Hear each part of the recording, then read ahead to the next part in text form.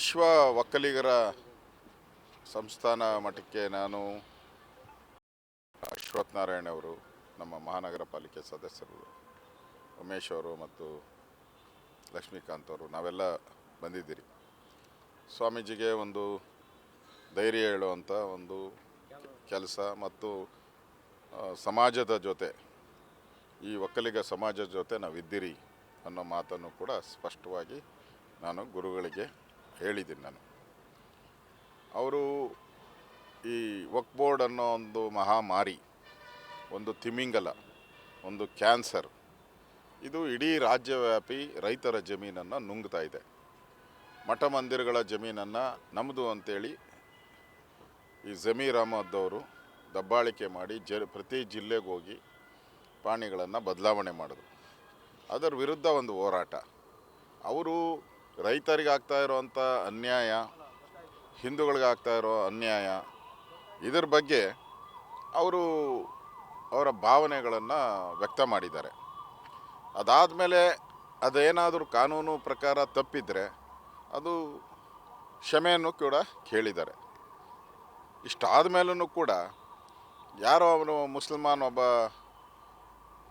ಮತಾಂಧ complaint ತಗೊಂಡು ಒಂದು ಒಕ್ಕಲಿಗ ಸಮುದಾಯದ ಬಗ್ಗೆನೇ ಒಂದು FIR ಮಾಡ್ತಾರೆ ಅಂದರೆ ಈ ಸರ್ಕಾರಕ್ಕೆ ಎಷ್ಟು ಧೈರ್ಯ ಇರಬೇಕು, ಜ್ಞಾನ ಬೇಡವಾ ಇದು? ಈಗ ಅವನ್ಯಾವನೋ OIC ಅವನು ಹೈದರಾಬಾದಲ್ಲಿ ಹೇಳಿದ್ದ, ಅರ್ಧ ಗಂಟೆ ಪೊಲೀಸರನ್ನೆಲ್ಲ ಹಿಂತೆಗೆದುಬಿಡಿ, ನಾನು ಭಾರತನ ಏನು ಮಾಡ್ತೀನಿ ಅಂತ ಹೇಳಿದ್ದ. ಮೊನ್ನೆ ಒಬ್ಬ ಮುಸಲ್ಮಾನ್ ಮೌಲ್ವಿ ಆಂಧ್ರ ಪ್ರದೇಶದ ಸರ್ಕಾರಕ್ಕೆ 5 ಲಕ್ಷ ಜನ ಸೇರಿಸಿ ನಾನು ಸರ್ಕಾರಕ್ಕೆ ಬುದ್ಧಿ ಕಲಿಸ್ತೀನಿ ಅಂತ ಹೇಳ್ದ.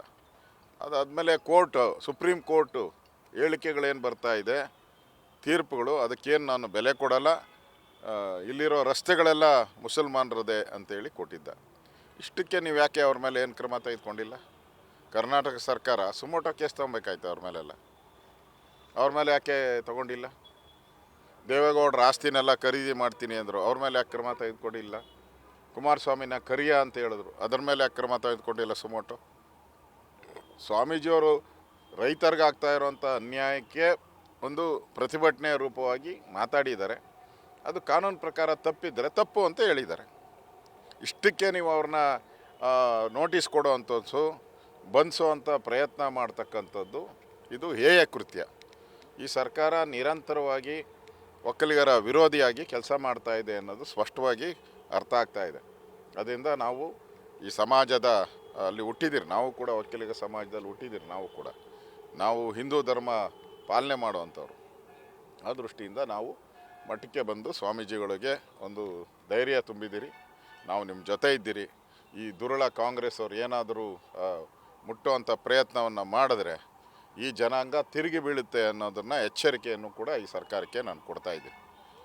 ನೀವು ದಾರಿಯುದ್ದಕ್ಕೂ ನಮ್ಮ ಸಂವಿಧಾನದ ಬಗ್ಗೆ, ನಮ್ಮ ದೇಶದ ಬಗ್ಗೆ ಪಾಕಿಸ್ತಾನ ಜಿಂದಾಬಾದ್ ಅಂದರೆ ಏನು ಮಾಡಲ್ಲ ನೀವು.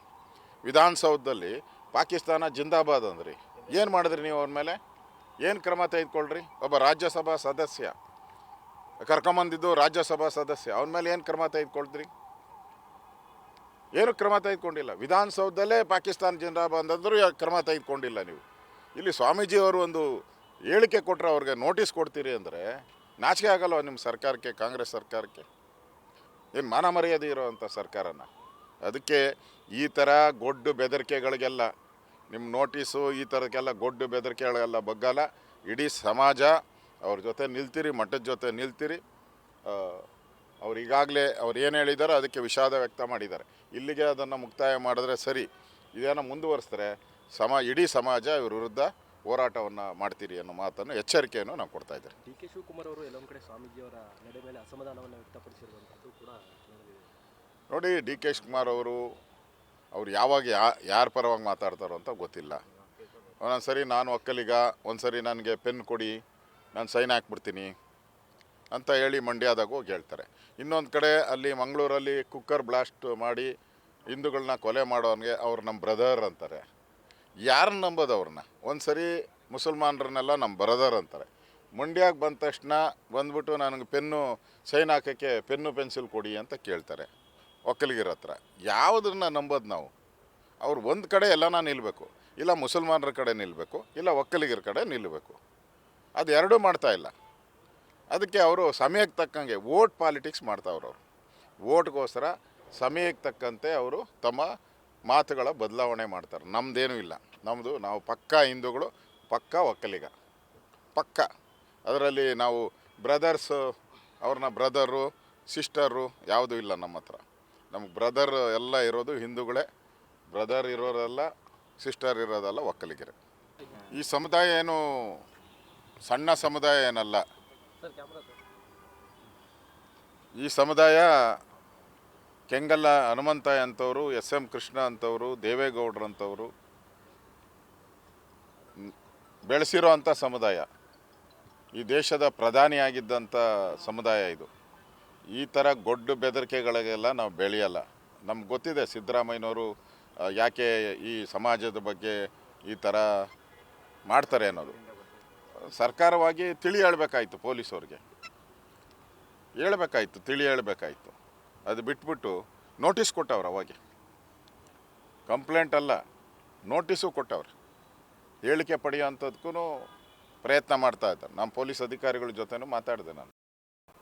ಅಂದರೆ ಈ ಥರ ಒಂದು ದೊಡ್ಡ ಸಮುದಾಯವನ್ನೇ ಕೂಡ ಟಾರ್ಗೆಟ್ ಮಾಡೋವಂಥ ಹೋಗ್ತಾ ಇದ್ದೀರಲ್ಲ. ನಿಜಕ್ಕೂ ಈ ಸಮುದಾಯದ ಜನ, ಇಡೀ ಕರ್ನಾಟಕದಲ್ಲಿರುವಂಥ ಈ ಒಕ್ಕಲಿಗ ಸಮಾಜ ಈ ಸಂದರ್ಭದಲ್ಲಾದರೂ ಎಚ್ಚೆತ್ತುಕೊಳ್ಳಿ. ರಾಜಕಾರಣ ಏನೇನೋ ಇರುತ್ತೆ, ಹೋಗುತ್ತೆ.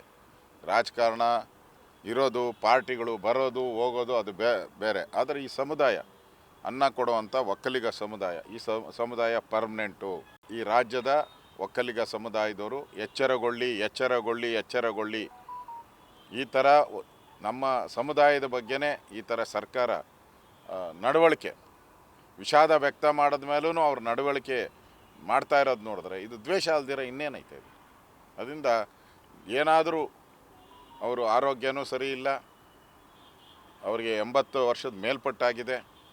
ಇಂಥ ಸಂದರ್ಭದಲ್ಲಿ ಅವ್ರಿಗೇನಾನ ಕಿರುಕುಳ ಕೊಡೋ ಪ್ರಯತ್ನ ಮಾಡಿದ್ರೆ ನಾವು ಬೀದಿಗಿಳಿದು ಹೋರಾಟವನ್ನು ಮಾಡ್ತೀರಿ, ಕಾನೂನು ಪ್ರಕಾರವಾಗೂ ಹೋರಾಟವನ್ನು ಮಾಡ್ತೀರಿ. ವಿಶ್ವ ಒಕ್ಕಲಿಗರ ಸಂಸ್ಥಾನ ಮಠಕ್ಕೆ ನಾನು, ಅಶ್ವಥ್ ನಾರಾಯಣ್ ಅವರು, ನಮ್ಮ ಮಹಾನಗರ ಪಾಲಿಕೆ ಸದಸ್ಯರು ಉಮೇಶ್ ಅವರು ಮತ್ತು ಲಕ್ಷ್ಮೀಕಾಂತ್ ಅವರು, ನಾವೆಲ್ಲ ಬಂದಿದ್ದೀರಿ.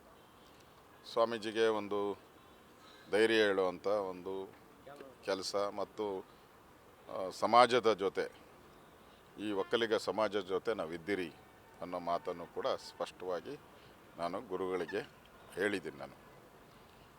ಅವರು ಈ ವಕ್ಫ್ ಬೋರ್ಡ್ ಅನ್ನೋ ಒಂದು ಮಹಾಮಾರಿ, ಒಂದು ತಿಮಿಂಗಲ, ಒಂದು ಕ್ಯಾನ್ಸರ್, ಇದು ಇಡೀ ರಾಜ್ಯವ್ಯಾಪಿ ರೈತರ ಜಮೀನನ್ನು ನುಂಗ್ತಾ ಇದೆ. ಮಠ ಮಂದಿರಗಳ ಜಮೀನನ್ನು ನಮ್ಮದು ಅಂತೇಳಿ ಈ ಜಮೀರ್ ಅಹಮದ್ ಅವರು ದಬ್ಬಾಳಿಕೆ ಮಾಡಿ ಪ್ರತಿ ಜಿಲ್ಲೆಗೆ ಹೋಗಿ ಪಾಣಿಗಳನ್ನು ಬದಲಾವಣೆ ಮಾಡಿದ್ರು. ಅದರ ವಿರುದ್ಧ ಒಂದು ಹೋರಾಟ.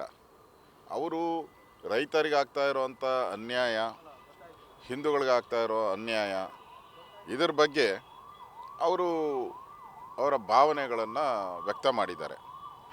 ಅದಾದಮೇಲೆ ಅದೇನಾದರೂ ಕಾನೂನು ಪ್ರಕಾರ ತಪ್ಪಿದರೆ ಅದು ಕ್ಷಮೆಯನ್ನು ಕೂಡ ಕೇಳಿದ್ದಾರೆ.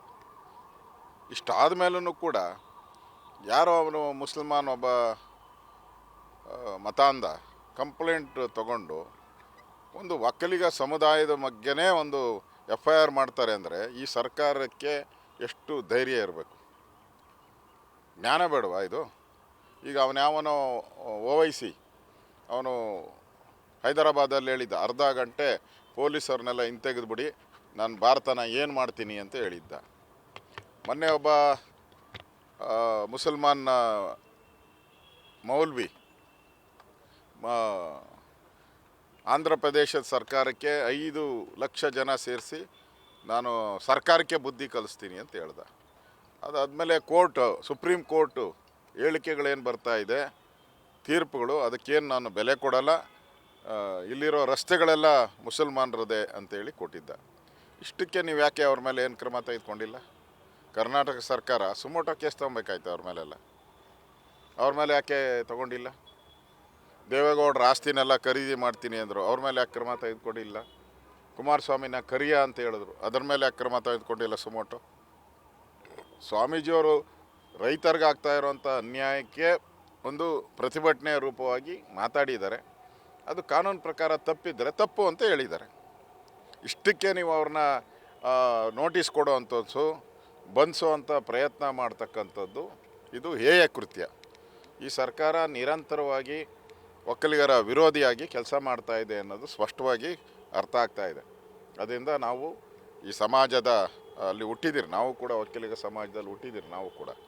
ನಾವು ಹಿಂದೂ ಧರ್ಮ ಪಾಲನೆ ಮಾಡುವಂಥವ್ರು. ಆ ದೃಷ್ಟಿಯಿಂದ ನಾವು ಮಠಕ್ಕೆ ಬಂದು ಸ್ವಾಮೀಜಿಗಳಿಗೆ ಒಂದು ಧೈರ್ಯ ತುಂಬಿದ್ದೀರಿ. ನಾವು ನಿಮ್ಮ ಜೊತೆ ಇದ್ದೀರಿ. ಈ ದುರುಳ ಕಾಂಗ್ರೆಸ್ ಅವ್ರು ಏನಾದರೂ ಮುಟ್ಟುವಂಥ ಪ್ರಯತ್ನವನ್ನು ಮಾಡಿದ್ರೆ ಈ ಜನಾಂಗ ತಿರುಗಿ ಬೀಳುತ್ತೆ ಅನ್ನೋದನ್ನು ಎಚ್ಚರಿಕೆಯನ್ನು ಕೂಡ ಈ ಸರ್ಕಾರಕ್ಕೆ ನಾನು ಕೊಡ್ತಾ ಇದ್ದೀನಿ. ನೀವು ದಾರಿಯುದ್ದಕ್ಕೂ ನಮ್ಮ ಸಂವಿಧಾನದ ಬಗ್ಗೆ, ನಮ್ಮ ದೇಶದ ಬಗ್ಗೆ ಪಾಕಿಸ್ತಾನ ಜಿಂದಾಬಾದ್ ಅಂದರೆ ಏನು ಮಾಡಲ್ಲ. ನೀವು ವಿಧಾನಸೌಧದಲ್ಲಿ ಪಾಕಿಸ್ತಾನ ಜಿಂದಾಬಾದ್ ಅಂದ್ರಿ, ಏನು ಮಾಡಿದ್ರಿ ನೀವು? ಅವ್ರ ಮೇಲೆ ಏನು ಕ್ರಮ ತೆಗೆದುಕೊಳ್ರಿ? ಒಬ್ಬ ರಾಜ್ಯಸಭಾ ಸದಸ್ಯ ಕರ್ಕೊಂಬಂದಿದ್ದು ರಾಜ್ಯಸಭಾ ಸದಸ್ಯ, ಅವನ ಮೇಲೆ ಏನು ಕ್ರಮ ತೆಗೆದುಕೊಳ್ತೀರಿ?